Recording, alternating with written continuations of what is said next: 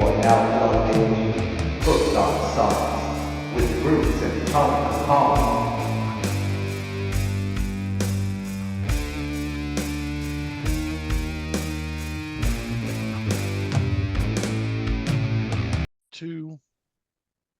And we're live. What's up, everybody? Welcome to another season finale of Hooked on Sonics. That's right, folks. It's kissing time. We're discussing all things Kiss with our illustrious panel. We have with us this week Kim Thale from Soundgarden. Oh, sorry, no, that's Scott Stevens from The Wait. We have Chuck G's from Beyond Neptune. And honored as always, the man, the myth, the legend, the one, the only, Wes Beech from the Plasmatics. Welcome, guys. Thank you so much for being part of this awesomeness. Hello, hello. Thank you. Hey, thanks for having us. All right. Good. I guess before we get into the whole, this whole debate here, real quick, if everyone just kind of wants to go around the horn, just kind of let us know what you guys have been listening to here recently. Wes, go ahead. Well, I've been listening to all kinds of stuff. Like I told you, Bruce, I listened to Shakin' Street, which Ross the Boss played on. They're a French band. Really cool stuff. I had forgotten about it. Just dug up my CD, checked it out, and it cranks. Dude, it was killer. I told Tony about it. I was like, dude, this is amazing. I'll get to checking it out, man. I am in the middle of, I went to Sonic Temple and a couple bands really rang my bell, but I'll talk about that here in a minute. So yeah, Shakin' Street for Wes. What about you, Chuck? A few things. Kiss. Yes. And then a lot of Iron Maiden, just because this 50th anniversary tour and then the new drummer, like, I don't know, just put me back in Iron Maiden mode. And then the new Propaganda album, At Peace, they switched it up a little from the speedy hardcore, melodic hardcore to like more of a almost metal sound. And then the new Denava album. Are you familiar with the Denava tone? I am not. Oh, Especially check out those first two Denava albums, but the newest one is called Nothing But Nothing. Nice. Pretty sweet album. They haven't put one out in, I'd say, probably 10 or 12 years, so this is the newest offering. Pretty fucking sweet. Nice. Scott. Yes, sir. I've been listening to the newest Melvins album, Thunderball. How is that? It's very good. They call it It's Melvins 1983, and they call it that because they reunited with the original drummer, Mike Dillard. He plays drums, and Dale actually plays bass, and it's fantastic. Nice. I mean, Melvins, they never, they never defer. It's always, They don't miss. they don't miss. Yeah, they're The always on bottom target. bottom line, dude, I'll tell you what. I am not as big a Melvins fan as you, but everything that I've heard, and then when we went and seen them live, every time, dude, I am never disappointed in anything that I really hear from by the Melvins, man. They just don't fucking miss. Yeah, that set list too, it was just, it was just spot on. And then Napalm Death closing the show out. Oh, man, One of my favorite bands ever, right there. dude. They were phenomenal. They were great. It was a great show, dude. I hated the area it was in Cincinnati, but Right. it was a great show. It really was. Absolutely. Yeah. But other than that, I haven't really listened to anything else that really new. I mean, went and saw Baroness last week, and I revisited those two first albums, the Red and Blue albums. Yeah, how did we not run into one another? Yeah, I know. I think I saw you from like across the stage. Probably a restraining order had something to do with it. Maybe. But yeah, that was a killer show. It's Yeah. funny how many shows we all end up at together, man. I'll tell you, that Death show was amazing that we were at. The Death to All Good show. show. Yeah, That was a good great show. That was like I was telling everybody that's the second time in a year when I went to Sonic Temple and I got to see Testament. It's the second time in a year I got to see Steve DiGiorgio play. So which was pretty fucking cool. Yeah, So, he's a phenomenal bass player. fucking insane. Yeah, Yeah. sure. Cool. Ah, Let's see. I have actually been listening to a little bit of everything. Totally checking out that Shaken Street album. That's been on pretty straight rotation for me.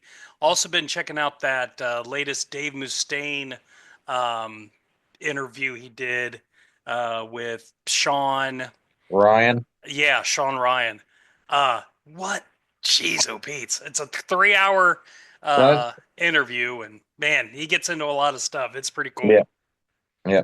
And of course, lots of Kiss, and well, that's just normal anyway. And listen to some Warden Zevon. So, nice. Tone, what about you? Me, I am still traveling the path of Obituary and loving Power Trip like hardcore right now. I can't stop listening to both those bands. However, when I am taking a break, I did check out that Dictators DFFD album. Loved it. Sounds great on vinyl. I also listened to the new Sword 30, or is it 25th anniversary or 15th anniversary? Something. It's an anniversary album of the Warp Riders that my former bass player his wife was at record store day while I was working, and she happened to spot it for me and grabbed it for me. It's a freaking phenomenal album. And then I've been checking out some Blood Incantation lately, man. I really like those dudes. If you're not really familiar with those dudes and you like technical death metal style stuff, those dudes are. I think they're definitely paving the way. You check them out yet? Oh yeah. They when we did a 2024 top albums 2024. Yeah. Yeah. No, they topped my list. So yeah, okay, so yeah, Yeah, you actually dude. turned me on to the album before then. History of the Human Race. Oh Uh-huh. God, such a Yeah. phenomenal album. But yeah, that's I've been really checking those guys out because I'm really considering two major shows for me this year, aside from obviously we went to Sonic Temple. I'm thinking about driving to south side of Chicago area, right in Indiana, to go see Lamb of God, uh, Cavalera, and Power Trip. I've seen all three, but it's the last Power Trip date for probably a while since they're getting ready to go overseas. And then I'm thinking about going up to Cleveland to see Blood Incantation. I may call you and see if you want to roll, dude. Maybe depends on when it is and what's going on. Okay. I mean, because my wife don't let me leave Columbus and go to Cleveland or Cincinnati without anybody because health conditions and all. I'm not making fun of it. It's just she just wants to know that I'm safe. And Right on. Sure. so, other than that, man, yeah, that's what I've been checking out. I've been looking forward to this Kiss debate. I actually sat down and listened to a few songs last night and thought, you know what? I did used to dig these dudes, but man, I just can't stand their personalities now. And it just really, it really turns me off because like I looked up to these guys as heroes and I go, God, you're horrible people.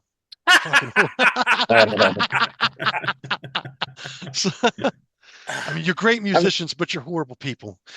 And Have you even read the book, oh no. I don't do a lot of Bruce? reading, man. Have you read any of the books? I've read all of them. All four? Peter's by far is the best. Paul's second, Gene third, and Ace is absolutely awful. I would go Paul first and then just switch to Paul and Ace. Yeah. Yeah. Or Paul and Peter. I'm sorry. Yeah. Peter's number 2. No, Nice. I loved Peter's book for sure. I think the last book I read, music based, was probably the Heroin Diaries. Oh, okay. Yeah. Motley Crue's. The Nikki Sixx Heroin Diaries. Have you read this? I have not read that one. Okay, that's recommended, Bruce. Okay, it's on my list. Yeah, nothing to lose. Good one. Nice. Sweet. All right. Well, it sounds like we're ready to get into this, man. And from what we talked about a few minutes ago, it looks like we're going to let Wes start things off. And I think if we're going to go down the list that you sent over as it was listed, I think we're going to start off with the best vocalist. That is correct. Best vocalist. That could mean anything for you guys. It could be just absolute pure tone. It could just be your favorite. Whatever your criteria, it doesn't matter. And it's also okay if we have multiples. Doesn't matter. So, Wes, please Well, start this shindig sure. off. Here we go. Well, for me, I always liked Gene's vocals the best. I thought he was, especially when he gets into the demon mode, he really brings it to the table. Paul sometimes gets a little up there too much and he gets a little too fey with his delivery. And of course, I like Peter too. Nothing to lose. And a lot of songs he sings are really, really kind of cool. But Gene still, for me, is always the best. Yeah, Gene has. I love Gene's voice for sure. Let's see. For me, I actually picked Peter. I love. Hey, you're going out of rotation. Oh shit! This is Chuck's why. next. This is why we can't have nice things. No, we can't. You're always ruining the God. show, dude. We're going to get to your My Peter here in a apologies. minute. Hey, all. Chuck, There you're you up. go. I'm gonna go with Paul. Um, his his range, the tone of his voice, the soulfulness, even considering like that he's from the east, like Upper East. He still has that soul of like someone that's got a little bit of Southern in there, and just the cadence and just the way that he goes vocally, like from his regular like sure knows something vocal, like the more lower tone, to the super high my way vocal gymnastics. Yeah, that's right. Yeah. Uh, yeah, just masterful in my opinion. But I do love Gene's voice. More so in the studio than live because he's got that rumble that goes on in his throat that I've always thought was kind of weird. But Paul, for me, Okay. Scott. I'm gonna go complete opposite of what he just said. I think Peter's probably my favorite singer. I think he's a nice in between Paul and Gene. Gene's Yeah. got a lower rumble, like Chuck was talking about, and Paul's got the super high. He fits in there nice in the middle. He's got a nice raspiness too that I really dug. Uh, yeah, Peter. Okay. I had to check. Yes, I'm next. Yeah, still Peter for me. To your point, I love the soulfulness Peter brings. A lot of people kind of don't know, or they kind of forgot. Like early on in the band, Peter was doing a lot of he was kind of like the front man in a way. He was doing a lot of the stage raps and stuff Hmm. really early on, and Hmm. that was kind of interesting. That didn't stay very long, but uh, pretty interesting. I love when Peter does the ballad stuff. When it comes to like singing Black Diamond, he's the best one that sings that song. I mean, he's just the power and just the emotion in his voice. Just I love it every time, live or studio. So, Now, do you guys think he's a better singer than a drummer? oof. Yeah. Yeah. Mm, Maybe. Yeah. sorry, Pete. Yeah, I would agree with that. Yeah. okay. Ah, man, I wouldn't. Come on, get out of your head. I mean, I like Peter's voice too. But yeah, I think his voice is better than him as a drummer. Fortunately, unfortunately, in my opinion. Okay. Okay. All right. I actually had Paul, and I'm basing this on pure skill, power, and range. We have another section we're going to get into as far as underrated songs, and that song is going to kind of reiterate what I'm saying here about Paul. This, don't get me wrong, I love every one of them, and they each bring something wonderful to the table vocally, including Ace. I know Ace didn't get everybody's pick, and that's fine, but everybody in this room that is a fucking Kiss fan knows at the end of the day, we all love Shock Me because it was the first time we heard fucking Ace sing anything. Yep. You know, Yeah. and it was cool. It sounded different. It wasn't everybody else, you know, and at the end of the day, based on range, based on skill, based on sheer power and impact, I'm going to go with Paul. All Cool, cool. right. Moving on. Best Number- guitarist. Number 2. All right, Wes, you are up, my friend. Best guitarist for me has got to be Vinnie Vincent. What I he knew brought you to was the gonna band, what he brought to the band was fire and heat. I mean, Ace had a unique style, but he was sloppy. Come on, think about Yes. it. But Vinny, he was a studio musician to start with. He was well versed in guitar playing, and he just totally shredded. You know, they tried to reel him in, but when he was on his own, I don't think there was anybody who could hold a candle to him. Plus, hidden secret to him was his vocals. He really added a lot to the backing vocals of that band. You listen to Creatures Error's recording, and I don't think vocally they ever sounded stronger. With him and Eric Carr, they were amazing. No, I will definitely agree with you on his back end vocals. That I just listened to the that live disc 4 and 5 on the Creatures box set, and yeah, those were some of the best background vocals ever recorded by Kiss. Right, So, even with the original songs, you know, Yep. I mean, they're just incredible. mhm. I saw like 32 shows with them, and they blew me away every show. Nice. Wow. Vinnie Vincent, he almost made mine, dude. I completely respect that because he almost made mine. Skill wise, I don't think there's anybody else that matched him. Very interesting, Chuck. All right. I love Vinny. I think Vinny's great, and Vinny will come up later, but I'm going to go with Ace. Okay. Going to go with Ace. There is, as Wes brought up, that sloppiness. There's something to that sloppiness that that just makes it sound like Ace Frehley. You know what I mean? And DNA. like in that simplicity, like very simple, It's his guitar but DNA, dude. You but know, but you know but an Ace solo. effective. Like it's just so effective. Like I used to hate the solo to Firehouse when I was a kid. I just thought, that's so garbage, like one of the worst solos ever. But as I got older, it's become one of my favorite Kiss solos because of Ace and the way that I don't know what you call the technique, but the way that it starts and all that. That's some skill to do that, and even to do it live, you know, like repeatedly.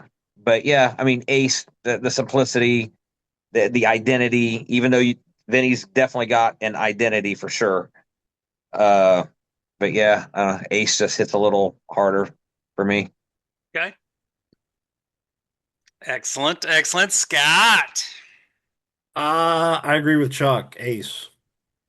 I think he set, he was the original lead guitar player. He set the bar pretty high, and it was kind of hard to top that after he left. Whoever came in, yeah, I don't think they ever matched what he could do. You know, I think like Chuck said, there is a little bit of sloppiness to his playing, but that's like, yeah, that's kind of just Part of the charm. yeah. There's Same thing with Jimmy Page. Jimmy Page was the same way. Yep. And I That's- know and that's- Ace was a big fan of him, so they're kind of cut from the same mold. everything about Ace is sloppy. His personality, his Yeah, vocals, right. his life is just Yeah. sloppy. Yeah. Okay, yeah, 2 aces and a Vinny. Now, Wes, before I give everyone mine, did you, when you were on tour with them, did you actually get to meet Vinny at all? Did you hang out with him at all? Oh yeah, he was a really cool guy. Okay. Yep, yep, and he was given a hard time by Paul and Gene at every turn. Oh, I'm sure they beat everybody to death, man. Mm. Yeah, he's an interesting character for sure. Okay, I picked Bruce Kulick, and this is why. I had a feeling you were going to go there. Because of his name. Yeah, that's it. Yeah. Yeah. I think he's a garbage guitar player, but we got us Bruce Got the and same stick name. together. No, I think that Bruce he captures the epitome of both Ace and Vinny. To me, Vinny, his style was all flash and technicality, blah, blah, blah, blah, blah, blah, all over that kind of shit. Ace was the pure slop. Bruce could do both. So again, I'm going to reference that disc 4 and 5 on that Creatures box set. Vinny didn't do any Ace's solos at all. Like there was no aceism at all. Like he didn't know how to do that. Yeah, that's kind of what it felt like. It's like, yeah, that's way too simple for me. I'm not fucking with that. Like, I don't know how to do that. With Bruce though, live, he is able to sprinkle in his own stuff. He still keeps the essence of Ace's framework of a solo, and even now when he's pushing 70, he's doing all the 80s stuff, including Vinny stuff, and he is still spot on. To me, Bruce Kulick, A, he's an all-around great guy, and B, he's just an all-around perfect player that can cover all eras respectfully. So that's what I think. Nobody really cares what you think. Good night, everyone. But I'll tell you, the problem I have with Bruce is he just doesn't have a distinctive style. You can listen to him, and he could be anybody. He could be like any '80s guitar player. You listen to Ace, you know it's Ace Frehley. You listen to Vinny, you know it's Vinny Vincent. Yep. But you listen to Bruce, and it's like just an '80s guitar player. Mark St. John. It could be Mark St. John. It could be Tom Thayer. It could be. Well, no, Tommy Thayer cannot even hold a candle to Bruce. He just can't. Listen, that dude had probably the shortest run in that position. Who? Thayer. Thayer was in the band longer than anybody. Yeah. No way. Tommy's been in there 20 years. Right. Yeah. He's still the new guy. Shitting me? Nope. Yeah. God, that's how much I give. They should have gave him his own makeup, and they should have made Eric Singer the fucking Hawk, like the Hawk, like in Kiss Exposed 2 that he was talking about. They should have did it. Interesting. Instead of doing the cat makeup and the Walmart Ace. The Walmart Ace. Fake Ace. Yeah, he doesn't look right. It doesn't look right. Timu Ace. Oh. And look, I'm sure Tommy's a great guy. I've heard nothing bad about Tommy. I just don't want him. I don't want him just replicating Ace's solos note for note. Dude, from what I understand, he assisted Ace in understanding how to play his solos when he came back. Yeah. So you got to give the guy credit. You know what I'm saying? Yeah, lots of credit goes to Tommy. You got to give the guy credit, and he's filled the shoes of some pretty good guys before him to run the show. Yeah, I didn't realize he was with him for 20 years, but that just I'm being honest. That just tells me how much I give a shit. That's how that's how out of the loop I am. Like, you really don't understand. I'm super jaded with Kiss because as I grew up to be the human being that I am, and I try to be the best I can to everybody, and I see these people that I idolize, and I go, God, you're fucking horrible. You're horrible people. Like, I just like Gene. It's not all bad. No, dude, it's bad. And the problem I find when I go through my list is I go, I used to like this fucking shit, and right now it could cost me a charge. I could end up in prison for singing some of this shit.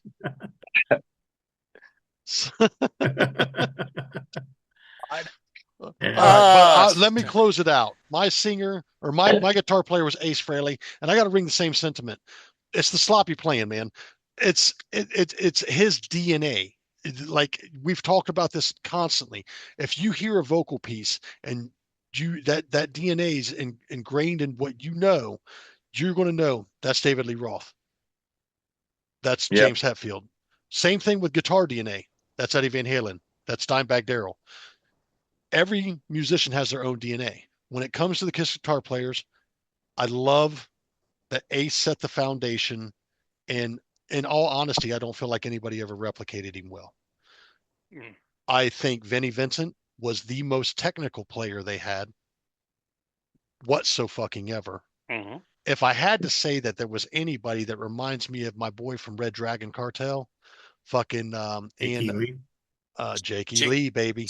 You know who I'm talking about. Oh, yeah. Phenomenal guitar player, but so was Mark St. John. I would put them in the same category. They're both great guitar players. The most in the pocket guitar player would be Bruce Kulick. He's just in the pocket, dude. He's just he slips in and does his part and does it well. Tommy, obviously, I would put him in the same area because he's carried on for so long. He's just an in the pocket player. I don't think they really bring anything to the table, such as like Vinny's flash or Ace's fucking sloppiness, and that's what makes those guys' DNA. When you're just an in the pocket player, it's hard to differentiate that DNA with everybody else. I mean, there's thousands of guitar players that we listen to musically, but whose DNA really stands out? Yeah. Right. No, listen, I mean, Ace is my favorite Kiss guitarist. He's my favorite. But when I looked at this from a technical standpoint, I just think Bruce is just an all-around better player. But I love him, dude. Vinny smokes in him, one dude. style, dude. Nah, dude. Vinny smokes him, dude. Smokes him, rolls him up, and fucking smokes him right out, dude. Definitely not now. Vinny in his prime against Bruce in his prime. No contest. Get the fuck out of here. Did you get into my stash? But if you're going to go to like a Kiss or when they were playing or whatever, if you're going to go and you want to see something that's as close to the original as possible, Tommy Thayer is the one at the very least that can replicate almost with the same feel as an Ace. So I mean, it's like, where does Tommy fit in? At the bottom, unfortunately. I'm glad. But, I'm glad I've seen them once, and when I saw them, it was all four members. I got the pay-per-view in 1996 when they came back. Hey, look, clown! I have something here you haven't picked up yet. Yeah, you know what? And I got a couple of things for Bruce too that I'm gonna drop off when. You see this shit? You see this shit right here? Up. You see this? Bruce left this here for you, dude. Bruce. Oh wow! Look at that. 1978. Wes, have you ever seen that? No, that's cool. That's wild, man. Yeah, that's really cool. Huh. Wow. Nice. So when I come over, I'm bringing these, and then you can just pick these up when you see Tony. You're my hero. That's awesome. Did you ever know that you're my hero? Dear Didn't God. Kiss have a hero song? World Without Heroes. World Without Heroes. Yeah. All right. Moving on to best drummer. This ought to be just as polarizing. I love it. Wes, what do you got? Well, for best drummer, you got to go Eric Carr. I mean, he brought the thunder to the band. He tightened them up. You go listen again to listen to all the songs on that Creatures of the Night. I mean, there was such power in his drumming.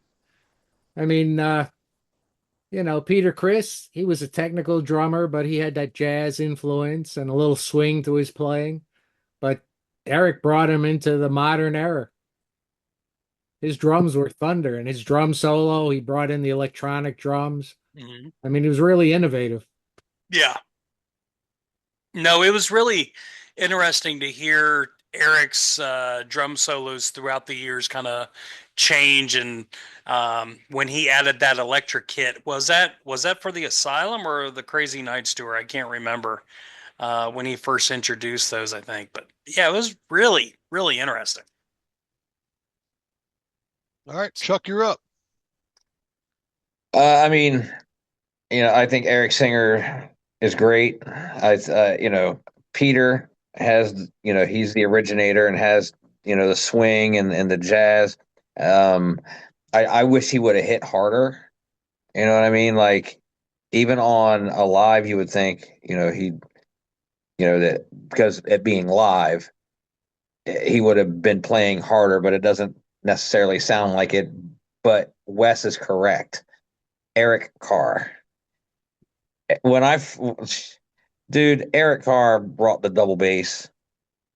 When you listen to even the 1980 version of Detroit Rock City, the Australian thing, there's some double bass in there. Like in 1980, like that was a step above Peter. Like with the thunder and all of that, the just the skill, the speed when needed, the vocals. I his version of Black Diamond, I think is, aces. Not Ace. Sorry, Ace, but aces as far as like, a great. I don't want to say Peter Criss replacement as far as vocals go because Peter definitely had more, soul. But Eric Carr was a definite like, good second. When it came to those songs, I don't know about Beth. I don't think he knew about Beth. I Right. don't think he wanted to do it Did in not. one of the books that I read. So, yeah. Eric Carr. Jeez. All right. Scott. Here's one I gotta agree with. Yeah, Eric by far. Just more bombastic sounding, just bigger sounding. They sounded heavier, I thought, when he got in the band too. He just made them sound heavier. I remember seeing that I Love It Loud video, that giant kit he had. The giant kits looked so freaking cool. Then he was just, yeah, so big sounding. Yeah. Yeah. All right. Man, this is not nearly as divisive as I thought. I'm gonna agree with all of you. Eric Carr. Eric Carr was I got my first drum kit because of Eric Carr, and so it was a Ludwig, got an old Ludwig kit. Um, couldn't play worth a shit, but I got me a Ludwig kit just because of Eric. Eric was probably the only drummer that could actually make it remotely possible for pieces of the Elder to sound heavy. Like his drumming really was a saving grace on that album. Um, and all through, I mean, every album, his drumming was fantastic. Live was fantastic. His vocals were so good live. I mean, hell, they even let him sing one of Gene's songs, Young and Young and, wasted. yep. That's a really great song. I love Young and Wasted. I wish they kind of kept that in the set list a little later on, but what are you going to do? So yeah, for me, Eric Carr all the way. Well, I think we've come to a situation where it's unanimous. I would agree with everybody else. So I want to say something and see if everybody kind of remembers this era because we all survived this era. There was a time where 70s bands fell into a slight slump going into the 80s. Bands that we knew from 74, 76 that had produced themselves and then going into the 80s, they weren't producing as big an album or something like that. For example, we'll say Aerosmith. Okay, this is a perfect example. Then all of a sudden, Permanent Vacation hit. And it was like a total reformation of freaking Aerosmith and it just they hit that 80s sound running and gunning, dude. And this happened for a lot of 70s bands. I really feel like Eric was the reason they were able to transcend into the 80s sound because of his drum sound. And that's why he got my pick. I like there was so much he accomplished in the time before his death that brought so much to the table for the band, especially through that 80s era that was just Kiss may not have been relevant had they went with some other drummer. Right. And I think we can't forget how cool he was to the fans. Yeah. Like I can't think of any member of Kiss that was as cool to the fans as Eric. He was a heart patient like me. I've Yeah. always respected that dude and thought he was one of the most. I tend to wonder where he would have landed if he never landed with Kiss. You know what I mean? Mm. He was that outstanding of a drummer. Somebody would have snatched his fucking ass up. Absolutely. So, Yeah. all right, Wow. moving on Now, to best makeup design, gentlemen. okay. Wes, you're up. Best makeup design. Well, again, for me, I got to go with Vinny. I mean, that was a totally original design. The Ankh Warrior. I mean, all the other original designs, of course, were cool, but I thought that was just really kind of a special design. Yeah. All Yeah, right. it's really unique. I remember when I first started becoming a Kiss fan, like I picked up a little Ankh, necklace and stuff because I was like, this is really cool. And Yeah. And so yeah. it totally fit him. He's this hmm real skinny guy, real little guy, and hmm it was cool. He looked kind of Egyptian with all that makeup. Yeah. That's awesome. All right, Vinny's got another vote. Chuck, Chuck. you're up. I'm gonna go with Gene. I mean, that was the reason why I think that's what caught my eye as a 3 or 4 year old, in 1978 or nine. The pinball machine. It was on the side, just that makeup. Like if you look at the side of the old Kiss pinball machine, I think it was the solo album hmm faces, and just the way that like his tongue is, and you got like the little drip of blood right there. But it's the makeup, that specific design that I think was his best design. But all the eras are sweet, like Gene all the way. Yeah. All right, Scat. Gene picked for me as well. I remember seeing Kiss for the first time, and he just scared the hell out of me. I was probably 6, 7 years old, not knowing who they were, what knowing anything about them, but seeing that scared the hell out of me. And it just left that impression for, years to come. Yep. He's the one that really stood out too. I mean, you look at the other three, not as scary as Gene. Yeah. Mm-mm. No. Gene was scary. Yeah. Especially when Spit he, fire. yeah, the fire and the blood and the tongue. I mean, yeah, Yeah. yeah, that's the one that stood out. I always love watching that Mike Douglas show when he's with Toady Fields, and he's trying to be all evil incarnate. And she's like, Yeah, yeah. "There's a Jewish kid under here. What are you doing?" Yeah. That was so great. Yeah. So, all right. So Scott's got Gene. I got to go with Gene too. There's a reason why he's the brand and Paul's the band. Mm. The makeup is so iconic in any variation. It's simple, but it just captures you. Now, to Wes's point, I absolutely love Vinny's makeup. I love how original it was. But I would feel really weird not including Gene on that just because he is the brand. Yeah, So, absolutely. Well, gentlemen, if imitation is, the finest form of flattery, I think we all need to remember something about Gene's makeup. It's a huge lawsuit back in the day between him and the great King Diamond Yeah, that's right. over makeup design. Yeah. And I think Kiss won out, and King Diamond had to change his fucking makeup. So with that being said, I don't know if any other makeup got replicated or duplicated. I'm gonna have to roll with Gene. yeah. I remember that being a big thing back in the day.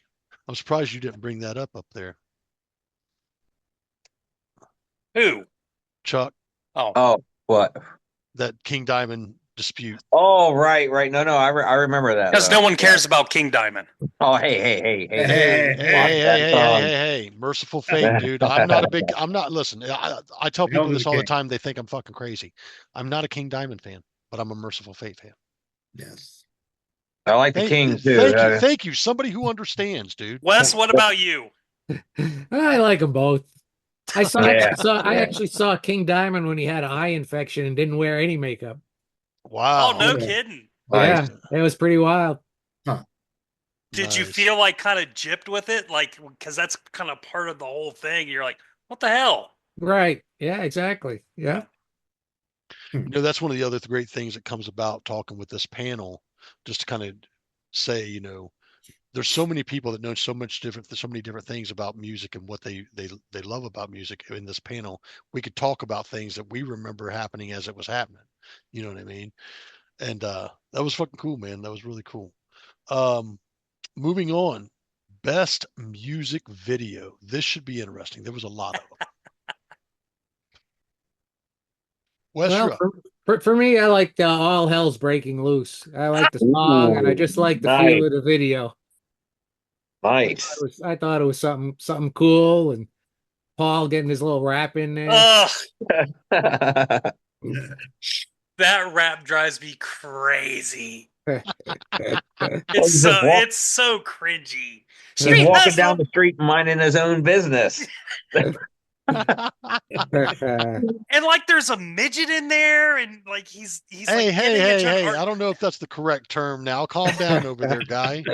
Sorry, Be Walter. respectful of the smaller people there. Little people, please. Little people. Yeah, that's funny. Sorry, Wes. Go ahead. It's okay. The rug did tie the room together, though. Mhm. Nice. So all hell's breaking All loose. hell's breaking loose. That's a good pick. Hmm. Chuck, you're up.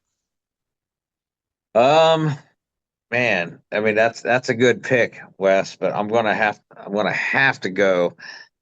So this is the first time that I thought that Gene looked like he sounded. I mean, like his face, his voice, and all of that with the music, it finally like really truly matched. It ain't like with songs like, I'm just gonna throw a dart like Two Timer. That does not look like a demon. Like you know what I'm saying? Like the voice and the music does not match the personality and the character. So take the makeup off. 1992, Unholy. Oh, Unholy. Man, what a video, dude. I mean, what a song, but like the video matched the song, his look matched, like it all worked. And everybody else, Eric Singer, Paul and Bruce, I mean, they all, played their parts, and Paul made sure he got in there. Uh and it's the camera work and all of that, the black and white, just yeah, it all really worked super together. Yeah, Um, I dude. agree with you. I Yeah. think that Unholy, because that was the first single off that, I believe, and that video really kind of showed us Kiss fans like, oh shit, they're back. Like they were back. They didn't need Yeah. the makeup. This was like, like Kiss turned bad. Kind of like Striper did. I think that was. I think that was the whole. I think that was the whole theme with the Revenge album. I think that was just the whole theme with the Revenge album. Yeah. All right. The heel turn. I love that. I love it loud. Great pick. Yeah. Hard to argue. That was probably the first video I saw of theirs, and it's the concept of the video is very, you're watching but the video is a guy watching them on TV too, so it's kind of like you're seeing it through his eyes in a way, which I thought was kind of cool. The fans' perception, so Yep. yeah, I great like song. that. Yeah. Wes, correct me if I'm wrong, but I'm pretty sure the dad in that video, that was like their business manager or some president. Like it was like Howard Marks. That might have been. Might Yeah. have been, yeah. So he made his way into it. So Hmm. yeah. Yeah. And Paul may have got his rap in on All Hell's Breaking Loose, but I think Gene was busting some rhymes too. And I Love It Loud. Like it kind Oh of yeah, for sure. has that rap cadence to it. Yeah, Yep. that kind of phonic Yeah. quality. Yeah. Yeah. That's a great pick, Scott. For me, I had to go with the first video that it was on Kiss Exposed, and it was the first video that really hooked me. Like, oh, because I was a 12-year-old. No, I was a 14-year-old kid, and that was All Night with those Nice. ridiculous girls, and it's just fantastic. Sure. Yeah, All Night. Love that video. It's so cheesy. It's so Yeah. goofy. And no rapping. All sleaze. That's right. Just the way I like it. Nice. Got it. All So for night. me, it was a hard toss up, and I'm not going to blow smoke here. It was a hard toss up. Do I go with their video that was X-rated and only played on MTV at certain hours, or do I go with the video that just fucking rocks? I went with the video that just fucking rocks. And I'm going to agree with Scott. I Love It Loud's an amazing fucking video.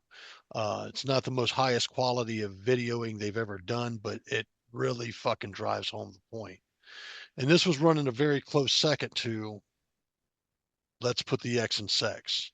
Because you got to remember, I was about a 14, 15-year-old kid. And Right. you know what's about a 14, 15-year-old boy doing? What's he thinking about all the time? Bullshit. All right. So at the end of the day, the video for Let's Put the X in Sex really rang like MTV would do it like a double dose of Kiss, and you'd see Lick It Up and Let's Put the X in Sex or something like that. And it was a very, after midnight type thing or whatever. But I don't even remember that video being bad at all. Do you guys? I know So- all of those lyrics by heart. I shouldn't, but I do. Yeah. Hey, when I saw those black lace panties, then I knew it was you, dude. I'm telling you. That's like you're sitting there listening He got to a this call whole in the middle story of the go night, off in the Tone. middle of the night, damn it. What are you doing calling me breathing heavy? Like She said, "Ooh, yeah." She wished that she was there. Yeah. He asked her who was calling, but she wasn't playing fair. Can you believe that? Do you even know who that was, Bruce? No, I don't know. Who the was fuck he? was Paul referencing? Like I need to know who this lady in the black lace panties was, man. I need to know. Inquiring minds need to know right fucking now. It was Dan Aykroyd's wife that. Oh Jesus, Lord have mercy. Oh yeah, Donna. No, Dixon. yeah, Donna Dixon. So Yeah. literally, she broke up with Paul to go out with Dan Aykroyd. Oh, wow. Married That's a him, good too. time. Yeah. Now, on I Love It Loud, on that video, real quick, what's unique about that is Ace ain't even really in the song. That's what makes No. that video so unique, is the fact Right. that that's his like last appearance. You know, Yeah. Let's not forget that really big fade off, and then they come back. Mhm. That's like if I Helter have to Skelter. recall, man, that might have been the first time I heard that done. At that Helter age. Skelter did it. Oh, Okay. yeah. That's the first time I ever heard it. Yeah. Sergeant, there is one of the Beatles songs did that shit too. Another one off of Sergeant Pepper. I just can't remember which one. Anyway. Lucy in the Sky with Diamonds. Dun, dun, I don't remember. Okay, It'll come to me at 3 a.m. I'll call you. Or next period through the show. Yeah. All right. So we got through the music videos. Best album cover. There's a lot of them. Yeah. There's a lot of them. Yeah, a lot to choose from. For me, it was kind of a toss-up between Destroyer, the iconic cover, and Love Gun, and I'm going with Love Gun just as it's different. And I just always liked the look of those women looking up at them, larger than life. Yeah. Ken Kelly did such a great job with that. And if I remember right, the model for all the ladies on there was actually his wife. It was Ken Kelly's wife. So, yeah. Nice. Very iconic cover. I love that.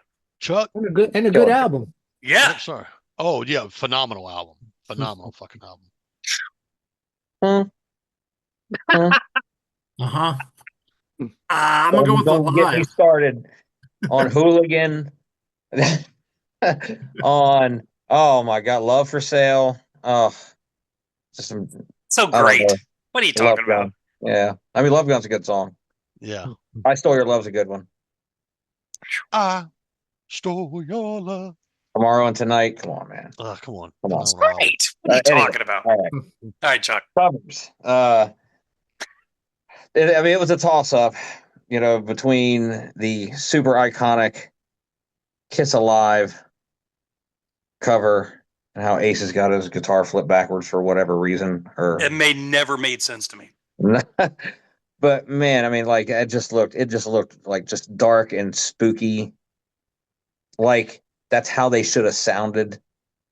But it was between that and honestly, probably the Creatures of the Night cover with Ace. Mhm. That's probably my favorite. So that's the one you're going with, Creatures? Yeah. I mean, even though it was a toss-up, but Alive's my second favorite. But yeah, Creatures with Ace. Because remember, you could get the one that had Bruce Yep. Yeah. and no makeup. That was the 1985 Yep. reissue, I think. Yeah, they Yeah. kind of remastered it too. That damn album's going for stupid money right now on Discogs. Wow. I wish I would have held on to mine. No shit. Stupid. What are we talking stupid money? Like $200-300. That's not that stupid. That's stupid for a reissue. I've seen stupid. Come on. I am stupid. What the fuck are you talking about? All right. Hey, we got another consensus. How about that? Okay, hey, Scott, what do you got? I'm going with Alive. Alive, okay. Yeah. Look, yeah, that I wanted to, but yeah. The candles, yeah, just the iconic poses, everything. Yeah, that's how they should look. yeah, man. Nope, Nothing Live's, better. Nice. Oh, Live's great. nice. Bruce, Let's where you see. I am going to be the odd man out, and I'm going to pick Rock and Roll Over. This is one of my favorite all-time images, period, of the band. It's definitely, I absolutely love that cover. On my first car that I ever bought, I found a Rock and Roll Over window sticker that covered the entire back window that I threw on there when I was like 16 years old. So yeah, always love that cover. Always love those images of the faces and how they blend together, and just perfect. I would whole like to circle say, thing. oh yeah, Mhm. I would like Yeah. to say before I say mine, with the exception of maybe a few albums, and I think we can agree on this, there really is no wrong choice, with the exception of a few album covers. Because I mean, we could talk about some shitty fucking album covers too. However, I'm completely 110% in agreement with Wes. Destroyer would have been the album cover that's most iconic with its look. But when they would appear on this the Love Gun album cover in the new costumes and the women looking up at them, fucking whoa, what's going on here? You know what I mean? Yeah, so I'm gonna go with Love Gun. Wow, Nice. Love Gun's the winner. Well, hard to argue, It's hard to argue. Yeah. Yep. All right, now we're moving on to those 4 atrocities. Oh shit! Here we go. Best solo album. Man. Wes, That's right. That's an easy choice, really. You got to go Ace Frehley. I mean, that's the most rock album. For me, Jeans would be the second pick because that was the most original album, and it was really a reflection of him. Mhm. But song wise and playing wise, I got to go with Ace. Hell yeah, Chuck. Um, Number two would have been if it would have been three, but we'll say number two would have been Paul. Number one is Ace. Yeah. Like, and I was going to put Paul first, and I was going to pick Paul, but like from front to back, really, Ace's solo album, he nailed it. As opposed to Paul's got like 4 songs on there that are just unbeatable in my opinion, though, and on his solo album. The top 2 being "Tonight You Belong to Me" and "Wouldn't You Like to Know Me." And what tunes! But if you're talking front to back, it would have to go to Ace, and Gene would probably be number 3, and maybe him and Pete could fight over number 3 and 4. I don't. Even though Peter does got a couple good songs that I like on there, but Ace. All right, Scott. Yeah, hands down, Ace. It's the most of the 4. It's got the best songs, the most rocking songs. Rip It Up, New York Groove. It's got all the great songs on it. Yeah. Yeah. I think we're all forgetting the awesomeness that is Wiped Out. Yeah, no, Snowblind. Snowblind, yes. Yeah. Right. Ozone. Yeah. Well, I mean, yeah. That's just off the top of my head. I absolutely have to agree with you guys. It is Ace Frehley's by a long shot. Everyone says Paul's is, the closest thing, but honestly, Paul's is the shortest. It's only got 9 songs, and like 3 or 4 of those songs are fucking trash. Well, luckily it was only 9 then, Bruce. Yeah, it was fucking hold me, touch me, love and so bad. Yeah, bad. You don't have anything on Ace's album that's like, oh, that's horrendous, that's trash. No. But if I had, so Ace is number 1 for me now. As I'm older, I actually like Peter's album second, and then Gene's, then Paul's. I never listen to Paul's. Wow. Never. Peter's over Paul's? Yes. Where I'm at now, absolutely. Because you matter to me. Yeah, that's a great song. But that's the kind of sugar that Papa likes. Oh, dude, that's fantastic. Hooked on rock and roll. Doot. I'm good. Yeah. Tossing and turning. He couldn't. Yeah. Tossing and turning. No. I will say this: like when they did those on the Dynasty tour, when they were doing like the like selections from each of the solo albums, and they tried Tossing and Turning live. Yeah. No. Didn't work. No. Did not work. I am also in agreement with the panel. The Ace Frehley album by far. Even when I was a Kiss fan, it was the only album I went back to. I did not care about the other 3 whatsoever. Gene's was the hugest disappointment when you get to the end of that. And Living in Sin. Upon a star. I actually love that. I don't. Hate it. So, Living in Sin, though. I'll tell you, when I hit New York City for the second time, and I was in the zone, I threw in my fucking headphones, walked down Times Square, and cranked fucking Back in the New York Groove, dude. And, it's something to do, man. You're in the midst of the big fucking city, and I've got a fistful of fucking dollars, and baby, you better believe. I'm telling you, dude, I had a great time in New York, and that song captures all the essence of fucking kicking it in New York, man. Well, listen, we got to talk to a New Yorker. What do you think, Wes? Does that capture the essence of New York? It does capture the essence. Yeah. It's a good song. But the funny thing is, it's not too off the original version. I don't know if you've ever heard the original version. Yeah. But they're very similar. I mean, Ace didn't really bring anything new to the table. Yeah. Dude, Ace is a master of doing great covers. His cover of Do Ya is dude, amazing. Yep. But I will counter that with his cover of The Joker is fucking horrendous. I think that's why I don't listen to that album, Oh, it's awful. This cover of Emerald by Thin Lizzy. I do love that. Him Yeah. and Slash trading off with each other. Oh, so Nice. good. Would it Okay. hurt anybody's feelings if I said that New York Groove is probably my least favorite tune on that solo album? That's That makes Yeah. sense. There's no solo on it. Right. Yeah. It's the least rockin' besides Fractured you and Mirror. you and I are going to have to sit down and have a talk sometime about your actions and your opinions right now. So good deal, guys. Man, that was awesome. So we go into top 3 songs. This is this could take a small second, but Wes, you're up. So the top 3 songs for me, Creatures of the Night, to me has always been my favorite song.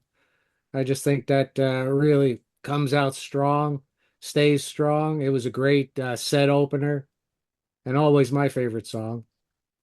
Then after that, it's so many to choose from. Who knows? I mean, Calling Dr. Love. Oh, I always like the groove in that song. Heavy song, good song for Gene. And I Stole Your Love. I really Oh, like that. Ooh. Just that guitar riff comes out and hits you right in the face. yeah. Yeah. That So good. the Alive 2 version of that? Oh, yeah. Dude. oh yeah. Oh yeah, dude. Yeah. I'll tell you, there used to be a band that come through here. I wanted to say they were a regional band called the Electric Hellfire Club. And they would do a cover of Dr. Love and did a fantastic job of fucking covering that tune. They may even did a single for it or something if you find it out there, maybe. Yeah. Cool. Chuck, Dude, Wes, great list. I love those. phenomenal No list. doubt. Phenomenal list. There's nothing wrong with that list whatsoever. Chuck. Okay. Number 3 would probably go to Exciter off of Lick It Up, opening track. I think that really captured that when they made that change, and that the heavier change started on The Oath. Mm. If you listen to that tune, that's what was to come on Creatures. You can't really count them 4 songs on Killers because that was a little more poppy. But like they went from The Oath, which was the heaviest tune on The Elder, and the first time that they got heavy like that, to Creatures, and then but I think Exciter really perfected that almost speed metal or power metal, whatever style that Kiss was kind of going into. Number 2 would be Creatures. What a great opener. And especially like how they push the pace live. Oh, excellent. And the drum work, obviously, the lyrics. But then the number 1 would go to off of Kiss Alive, Black Diamond. My favorite Kiss right there. That's another great list. And I would agree with you. Exciter definitely was like the official ringing in of Vinnie Vincent. Mm-hmm. You know, even though he played some on Creatures and stuff, but that was truly like, oh no, this is Vinnie. And that whole album is just boom. Fantastic. Great pick. Yeah. Scott. Number 3, I got Watching You Ooh. off of Hotter Than Hell. Just great song, great, twin guitars on there. Number 2, War Machine. Mhm. And number 1 would be Love Gun. Nice. All solid picks. I love that. I mean, there's not a bad list yet. No. I mean, this is all solid picks. Dude, those are great. I love this. All right. Number 3 for me is Shock Me. That's just such anytime it's weird, like anytime I get like nervous or antsy or something sitting in a meeting or whatever, I always do that drum fill at the beginning. Dun, dun, dun, and I just constantly play that in my head. So Because you're a fucking crackhead. a little bit. I got problems. I got a problem. I love you, man. I love you. Number 2 is Let Me Go Rock and Roll.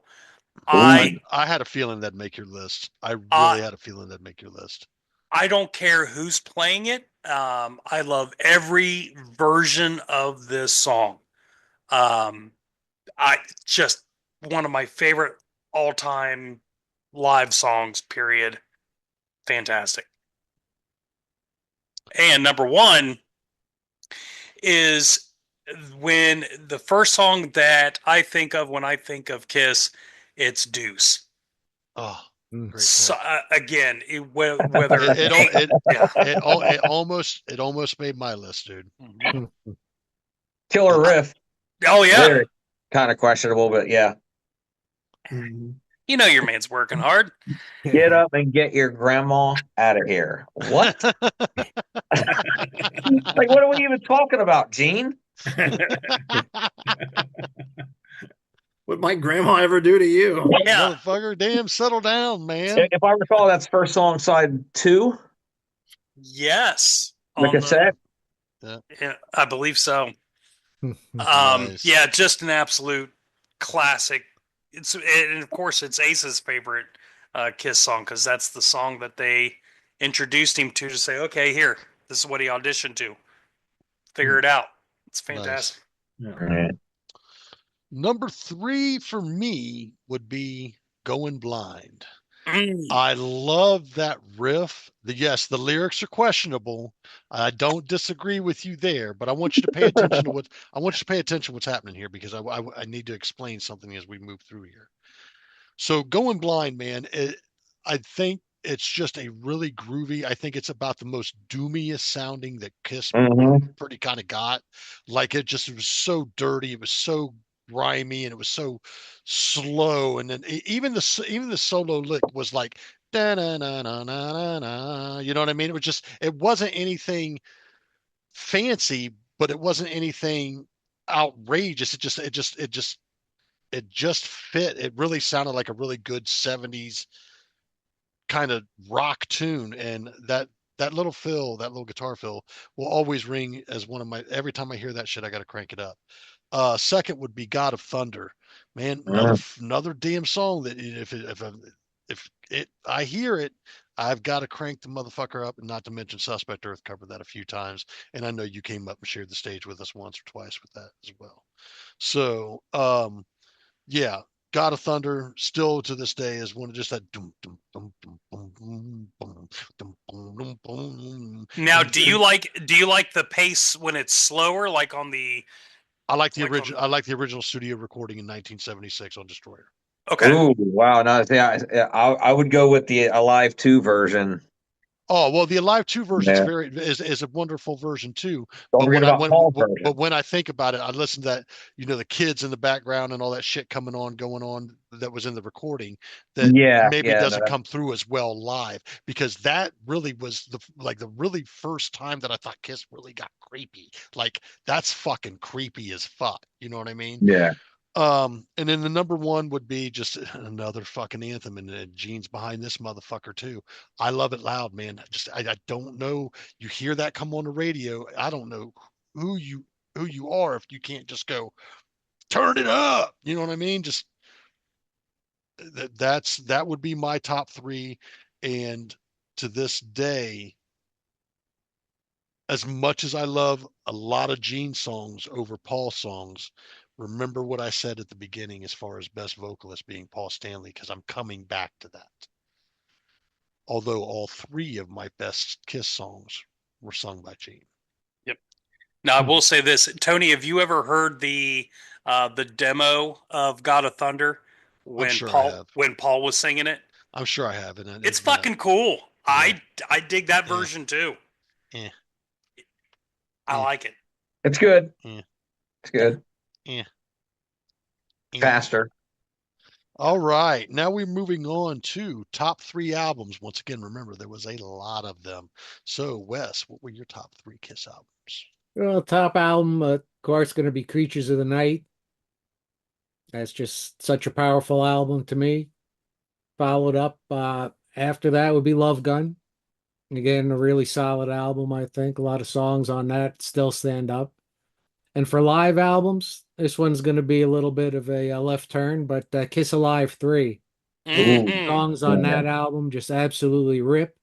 Bruce rips it on that album. The drums are solid. So it's just a really great live album, I think. Nice. Yeah, that is I yeah.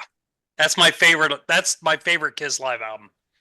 It seems Eric- to be bring the sentiment across a lot of Kiss fans is that third album has so much material on it as opposed to the other two, and probably the quality of the recording was much better than the other two. Right, exactly. They open Exactly. with Creatures on that one. Yeah, Right. Man. A and great version. Eric Singer just absolutely was the MVP on that album. Just Yeah. fantastic. That version of Watching You. Mm-hmm. Sweet. Yeah. Blistering. But was it really live? We don't know. It was more live than the other two. I never know. Nice. Chuck, you're up. Your top 3 Kiss All right. albums. I'm gonna flip this around. I'll go number 1 first, which will be a little controversial, maybe. I'm gonna go Lick It Up. Lick It Up is my favorite Kiss album. Wow. It's the first one without the makeup. It's got Vinny written all over it. Again, they're dipping into the speed metal area, not for the innocent. Gene, I mean, like Gene delivers on that album.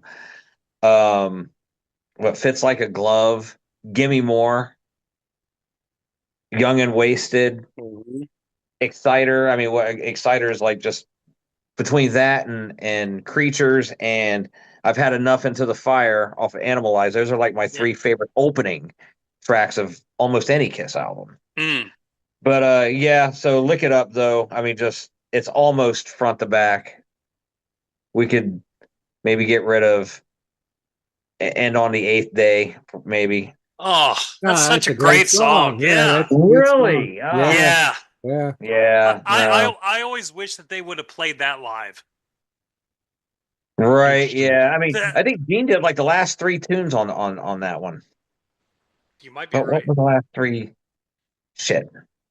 Well, nonetheless, like there was a good split between the two. And the production wasn't as, I mean, it definitely didn't have Eric Carr's like thunder drum sound, but I don't know. I like the way it was mixed as well. So, I think that really kind of helps to more of a pristine sound for 1983. All right. And the cover. I think you got 2 more. I do. First album, Kiss Alive, the first Kiss Alive album. Man, I mean, like those versions of those tunes, you get a mix from the first 3 albums. Number 3, and really, I almost consider it a front to back besides one tune. That would be Unmasked. Oh, I'm done. I am done. This show is fucking over. I was trying to draw it out so you can create some suspense, but Tony had to cut me off. Dude, listen, I'm with you. I absolutely love Unmasked. Oh, I hate it's that. Such. Oh, you fucking kidding me? It's oh my god, dude! Power pop. Dude, is that you? Oh man, with some of Ace's best songs on there. Yeah, 2 sides of the coin. Yep. Torpedo Girl. Yep. Talk to me. She's So European. Gene Simmons. Oh. Come on, that's a good tune. Yeah, that's a good one. I am done with this conversation. A drummer that no one even talked about this whole entire time, Anton Fig. Anton Fig. Yeah. He is one of my favorite drummers of all time, to be honest with you. All over the album. Listen to him on that live album where he does that solo on that live album with Fraley's Comet, dude. That's one of the fucking greatest drum solos ever fucking recorded, in my opinion. The cover where they have like where they're teasing you almost. Yep. Yeah, it's a great cover. Comic book thing. I almost picked it. I think that there's one track I listened to on that album. It might have been probably one of the worst tracks. Easy as It Seems. Shandy. You mean the Joe Walsh ripoff of Tomorrow? Oh, both of those, all those tunes are good. Literally, Oh. Shandy is an absolute ripoff of Joe Walsh's Chuck, Tomorrow. you are slowly but surely making your way not available to come into my house. Like Let him get that tour booked first. I love you, man, but Yeah, you just murdered my whole fucking I heart, love dude. that. I'm like, all right. You should read Scott, up on you're some up. of those tunes too. I'm bringing all the props. That's a great book. Scott, Number 3, I went with Hotter Than Hell. Hmm? Parasite, Going Blind, Watching You's all on there. Some of my favorite songs. And then I would say number 2, probably Love Gun. And number 1, Creatures of the Night, just because of Eric Carr. And I mean, Yeah. there's great songs on there too, but I mean, he reinforced their sound to a whole new level. So that's my number 1. I love that. nice. Great picks. Bruce, All right. Well, I know. let's hear this crackhead's choices.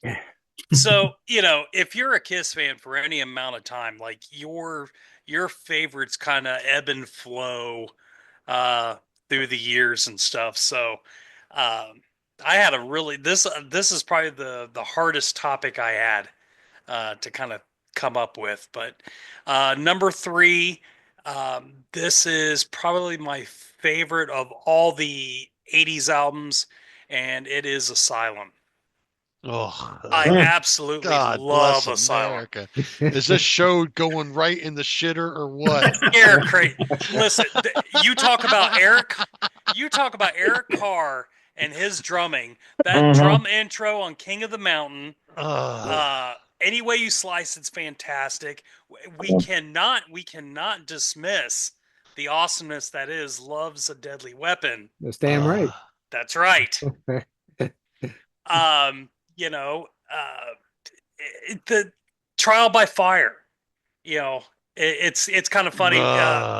Me and Wes listen to this the same Kiss podcast, Shout Out Loudcast, and they were talking about some of the '80s songs and stuff, and Trial by Fire was getting a lot of love.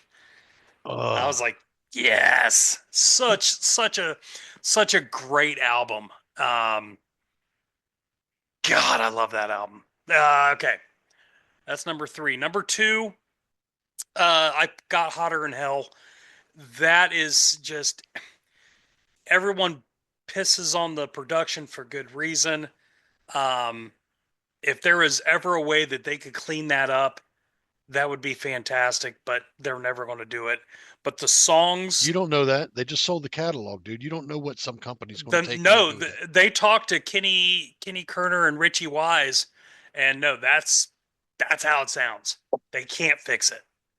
Literally cannot fix it. There's no masters laying around to tweak or nothing. Correct. Allegedly, according to them. We'll see.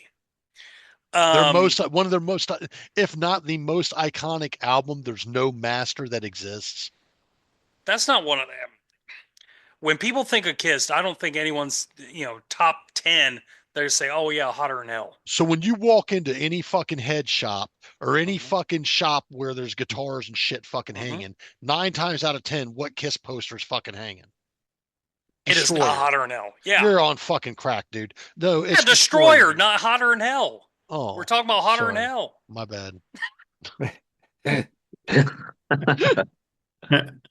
Chuck, did you slip him something? What the fuck? I have no idea. Sorry, Tony. What are you doing over there? Hey, nothing. Look, this is like a 9%er, dude. I might be a little inebriated. Shit, I'm drinking rum all night. Let's see. Yeah. Like I said, Hotter Than Hell. The deep cuts on there, main line, Coming Home, all just a top to bottom, fantastic album. And then my number 1 album today, and I'm probably going to be on the island with Chuck here, but I picked Dynasty. I love that album. I love that album. Right good album. Hey, look, some of Ace Frehley's best fucking songs on there. It's been fun running 105 episodes with you, Bruce. Unfortunately, this is where our podcast has come to an end. We thank you all for hanging out. Good evening. I'm telling you, it gets a lot of grief just because I was made for loving you. But ultimately, that is not on the whole, that is not a disco album. I will say this: it does have a great, I agree. it does have a great album cover. It really does have a great album cover. Charisma's I will say that. fantastic. Yeah, man. Charisma's fucking fantastic. It's a great Gene Deep cut. It's Yeah. All right. And I love those costumes. I love the Dirty Dynasty Livin'? costumes. Yeah, I love Dirty Living. Yeah, what a killer disco rock tune. Peter. All right. Yeah, Does that wrap you up? that wraps me up. My top 3 albums from 3 to 1. Number 3, Destroyer.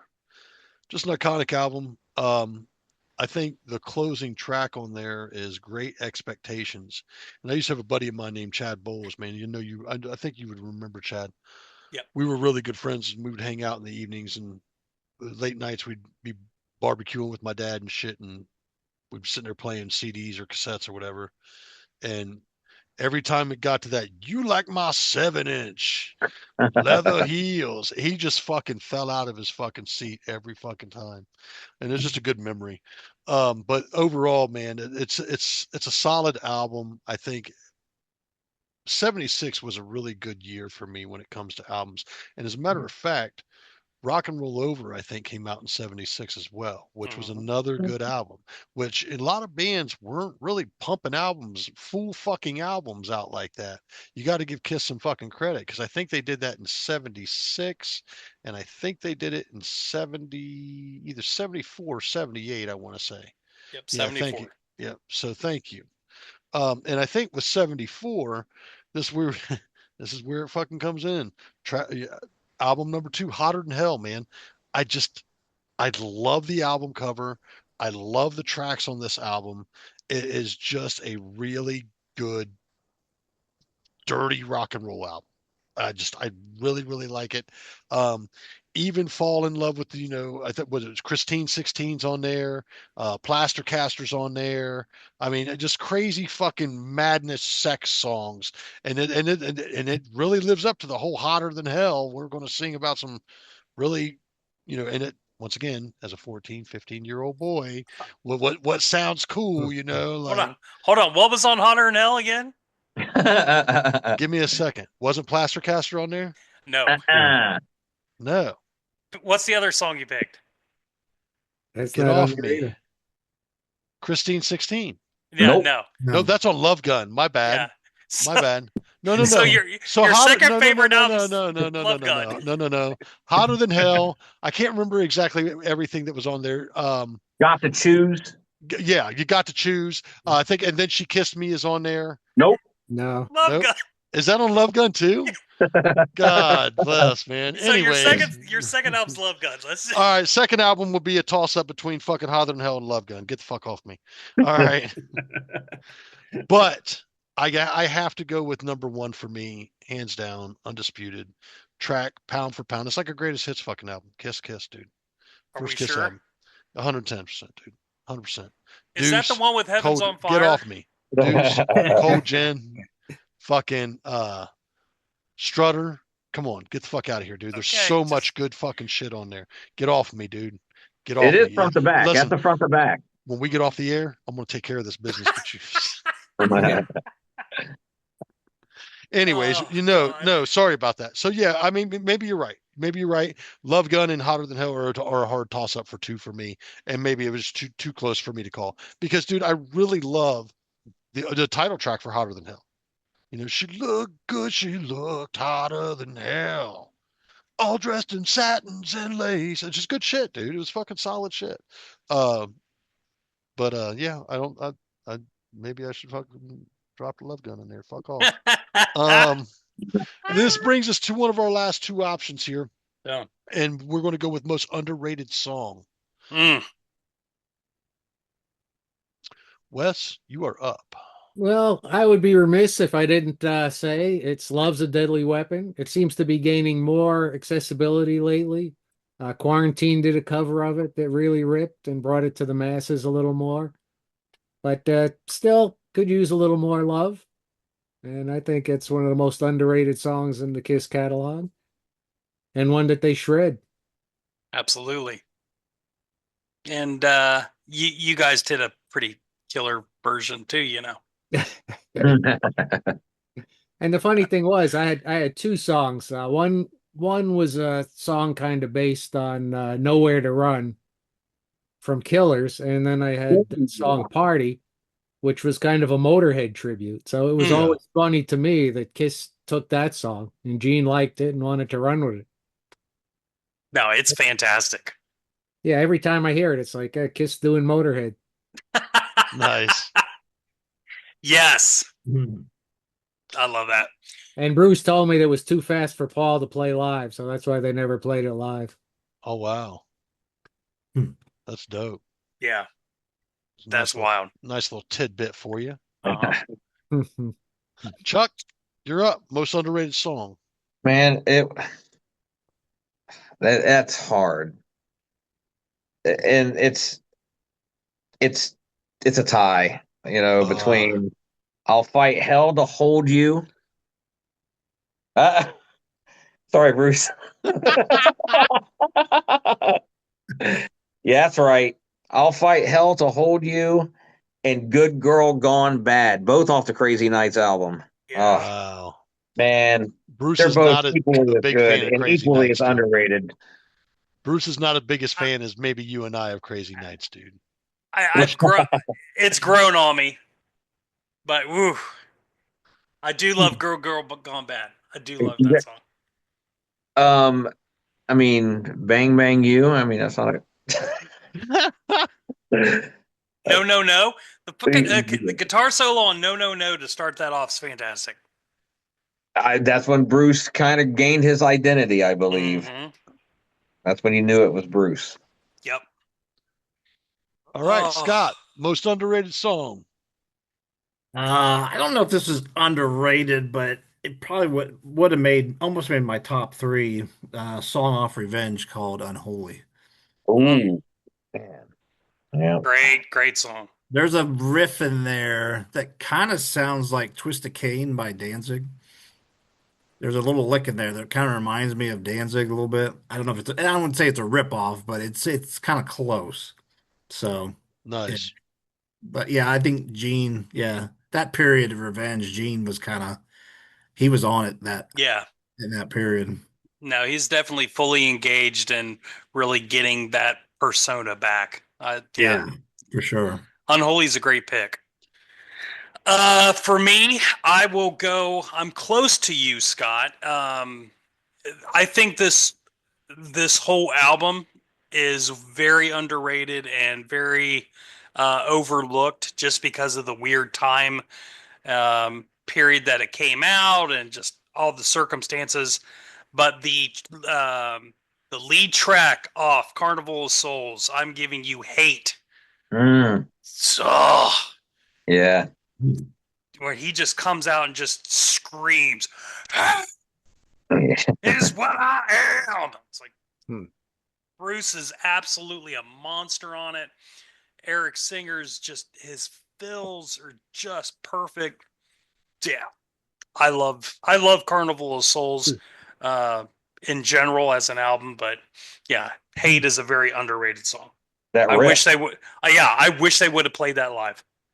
Yeah. All right. All right. And that brings us to me. Man, I have heard you guys ramble on about Creatures of the Night constantly. And Bruce should know this is coming. We're coming back to the fact of why I think Paul Stanley is the greatest vocalist, and my reasons behind it go down to one fucking song. And that is going to be I Still Love You. Paul's delivery in that song is unmatched for any other Kiss tune, in my personal opinion. Unmatched. You will not find more soul. You will not find him digging deeper to go more higher in any other song. He is really bearing his shit right out there, dude. Hmm. And I Still Love You is probably what I think is the most underrated song. I do not understand how during that time frame it did not become a major ballad play on the radio. Blows my mind to this day. Yeah, that's Because- a great tune. Great tune. Yeah, it is a really great song. But to your point, like it was Kiss in '82 and no one gave a shit. Nope. You know, Mhm. that's It co- pretty it much co- why. Comes off on an iconic album for a few of our guys here. Mm-hmm. You know what I mean? So, Yep. I mean, let's be honest. Can you name a better Paul Stanley vocal performance where he dug deeper and really laid it on the line? And I'll tell you, the live versions of that song are always great, and Unplugged is a really great version. Oh yeah. Yeah. Yeah. Where he just holds that note out and he's fucking stomping on the stage Yeah. with this. Oh yeah, Come on, unmatched, dude. Unmatched. Should have been a much bigger tune for them. absolutely. I agree. Completely agree. All right, now we're down to our final shit. Here we get it on. Best cover. Wes, you're up. The best cover, album cover, or song cover? Best song covers. Best Song cover cover? Okay. that Kiss had done.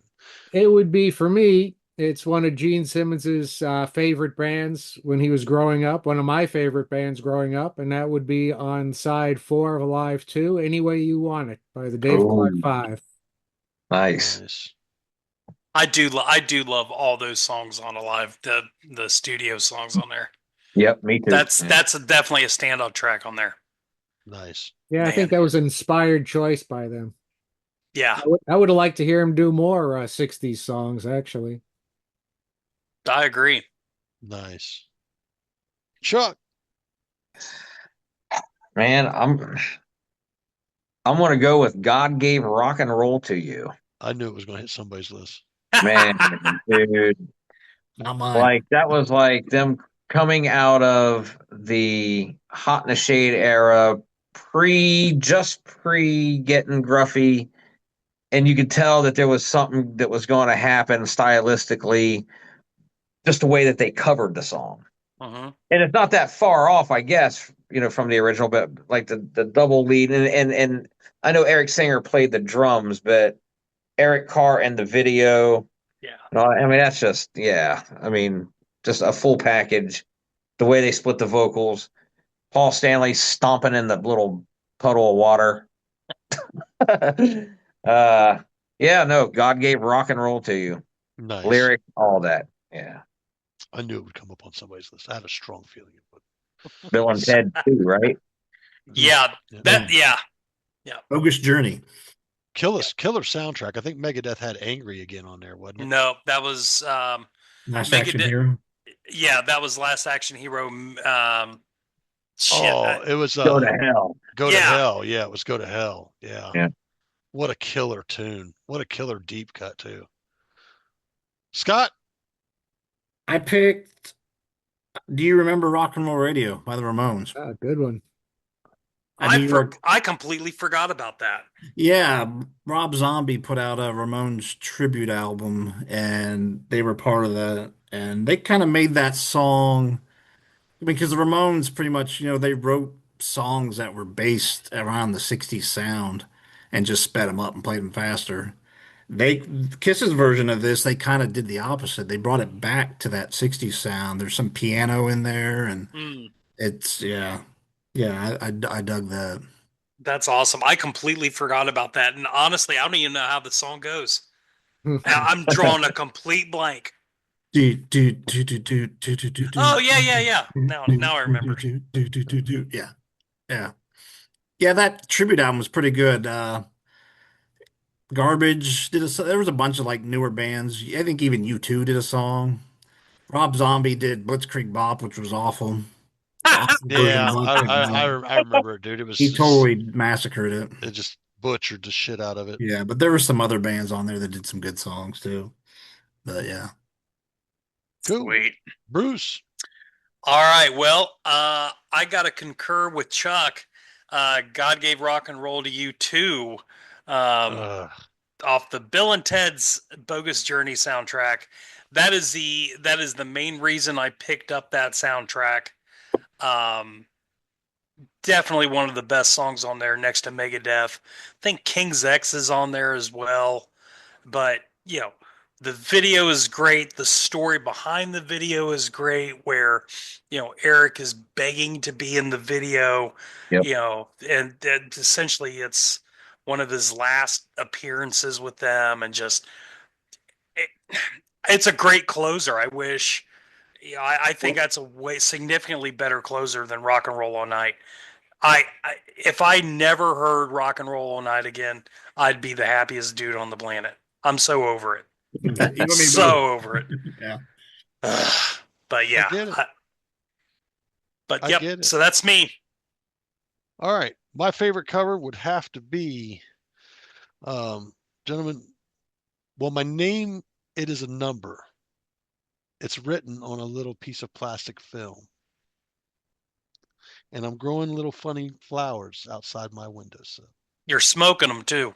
Yeah, 2000 man, dude. I'll tell you, I love the Rolling Stones version of this song, and hearing Ace's take on it vocally, I loved it. I still to this day hail it as probably one of my top 10 Kiss songs, just because I really, really love that fucking version of that song. So cool. Yeah. Just to kind of piggyback on what you was saying, I have that Stones album that's on Her Satanic Majesty's Request.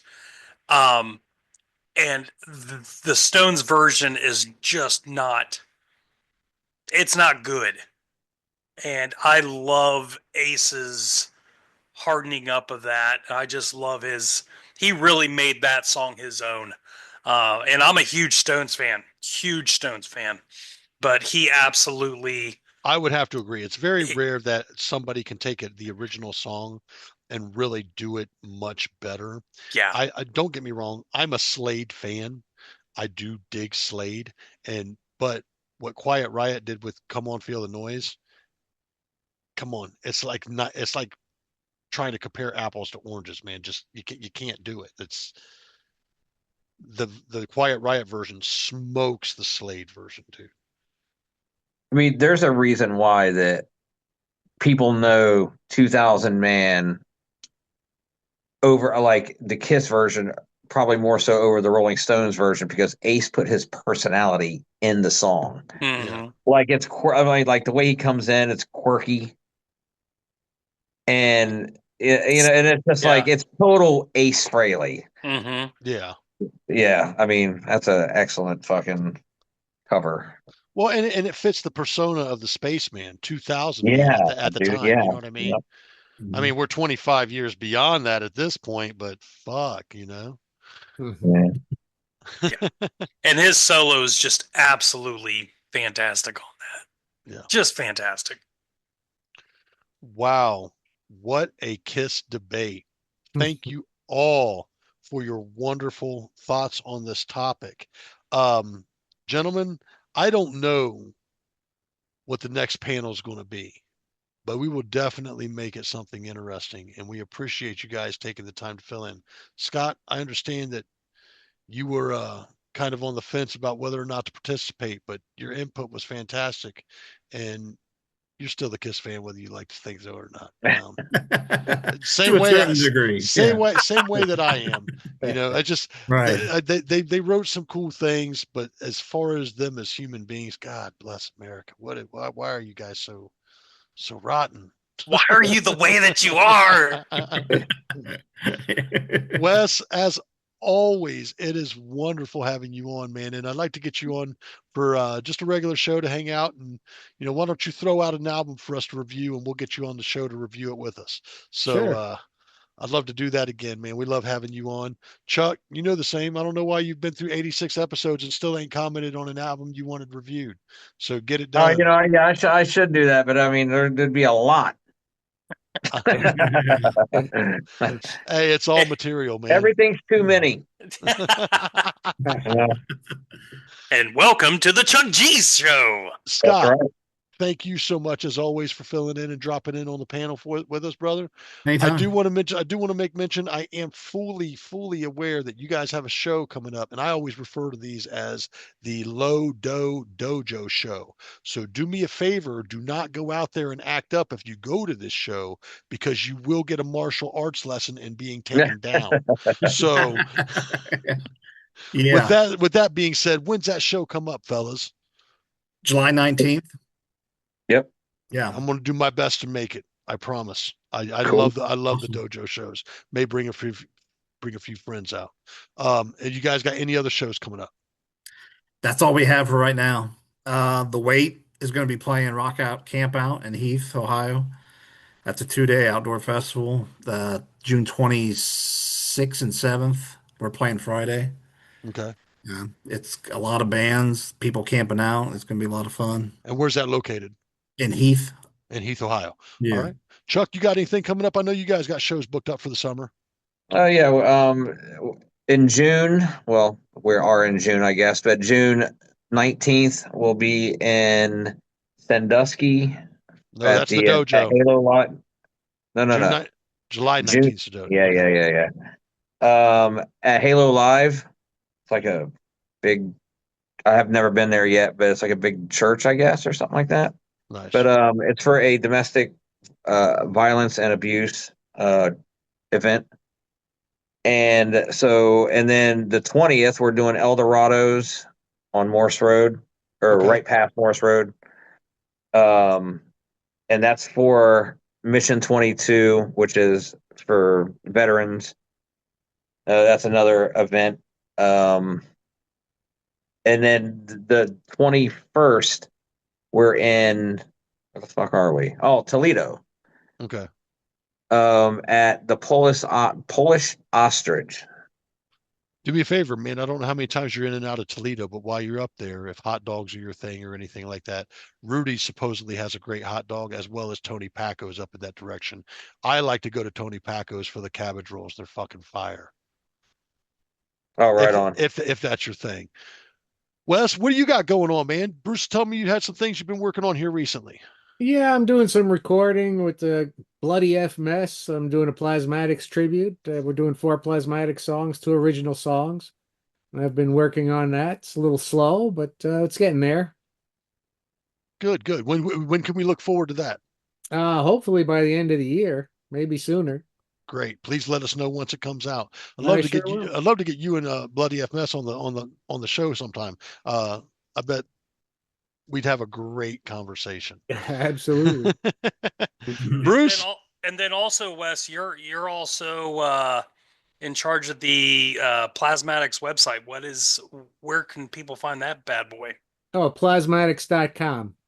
The whole go. back catalog is available there. Some t-shirts, posters. vinyl and all that. Right. Yeah. Good Right. deal. Good deal. Bruce, Awesome. we are getting ready to go on vacation for a small bit. We'll be away for about 2 months.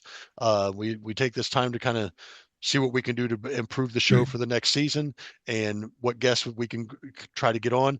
If you are a local band and have an album for us to review, or you are a national act and you have an album you want us to review, or you'd like to come on and talk about an album upcoming, feel free to reach out to us, send your PR people to us. We've had a wonderful time with the people we've reached out with and had on the show.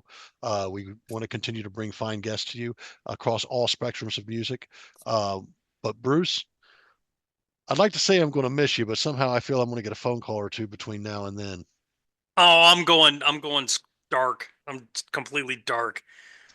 I'm going to go out in the woods out here in my backyard and just become a hermit. Off the Gentlemen, grid.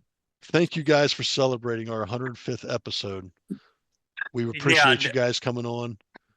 Yeah. Thanks for having us. Thank you. Yeah, guys. thank you. It's fun. We could not be here without your guys' input, your support, and just we love you guys to death. And here's to you, and here's to Next season 4 coming up. Season 4. All right. Thanks, guys, for Awesome. everything. I'm Tone. I'm Bruce. We're Hooked on Sonics, and this was the panel talking to you about the great Kiss debate. Have a great night. See ya. See ya.